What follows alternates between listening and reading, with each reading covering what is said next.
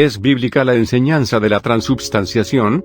Una de las muchas divisiones significativas entre católicos y protestantes es la doctrina católica romana de la transubstanciación.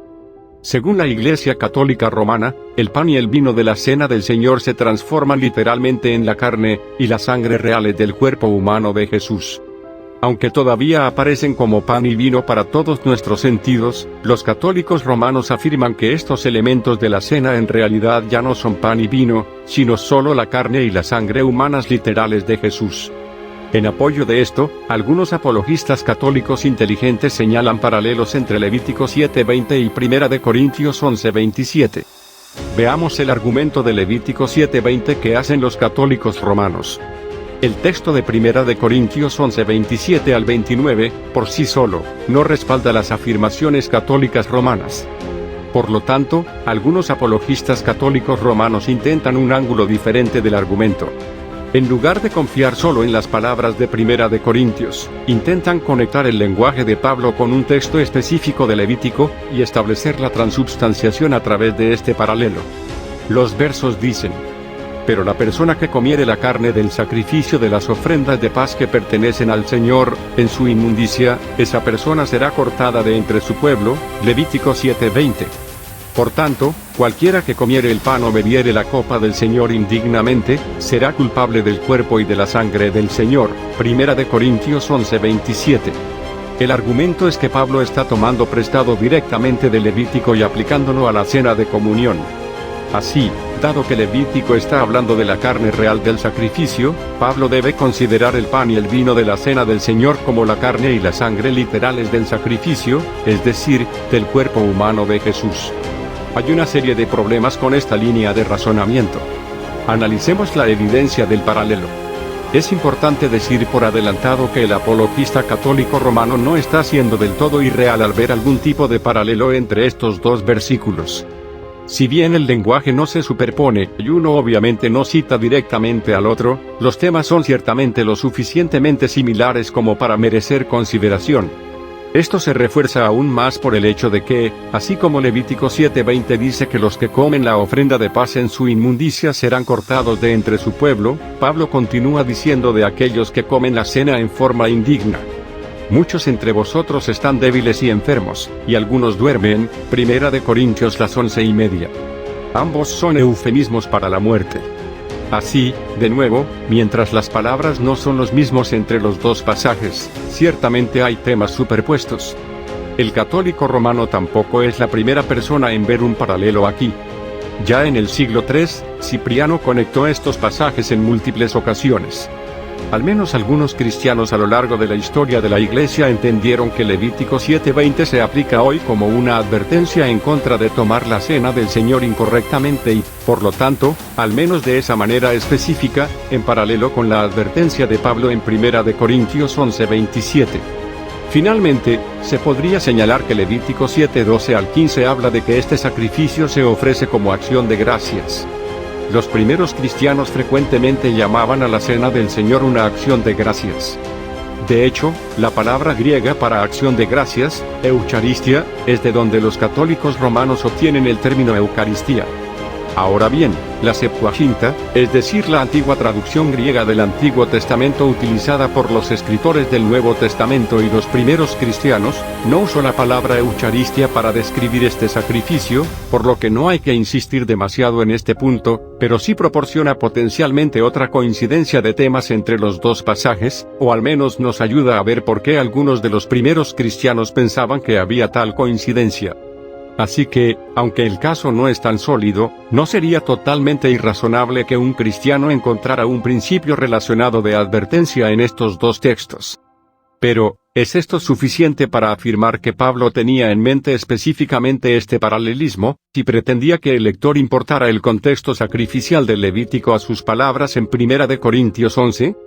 Eso es un salto más allá de lo que esta evidencia puede apoyar. Aún así, por el bien del argumento, asumamos que existe una conexión significativa aquí. ¿Qué implicaría eso sobre el pan y el vino de la cena del Señor? ¿Apunta a algo parecido a la transubstanciación? Definitivamente no. Analicemos las implicaciones de Levítico 7:20.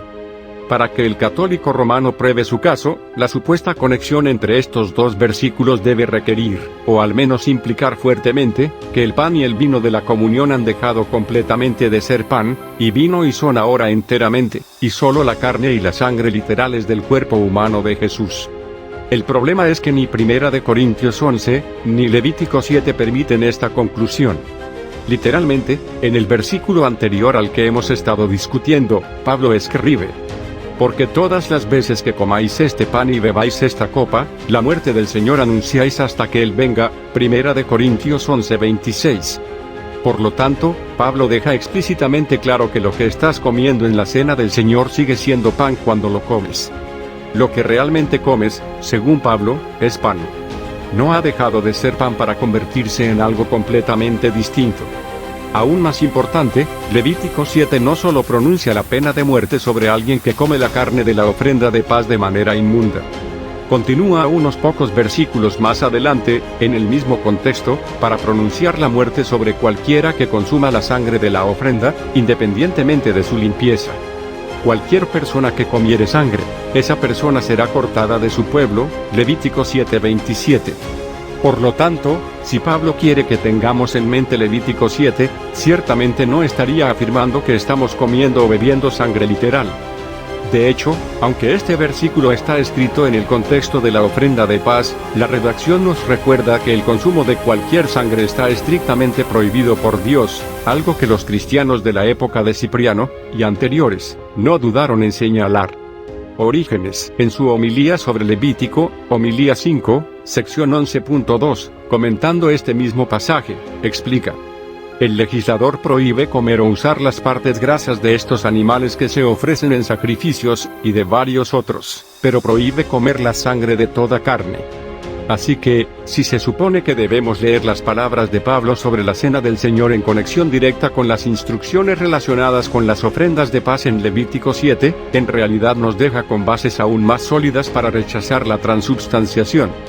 Ni Pablo ni Levítico apoyan una doctrina según la cual el pan deja de ser pan antes de ser comido y los participantes consumen sangre humana literal. Ambas suposiciones están prohibidas por los textos.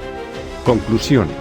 Incluso si permitimos una especie de paralelo entre la advertencia de Pablo en 1 Corintios 11, y el mandato de Moisés en Levítico 7:20, esta conexión estaría en el área del principio moral en lugar de los ingredientes físicos de las dos comidas sagradas.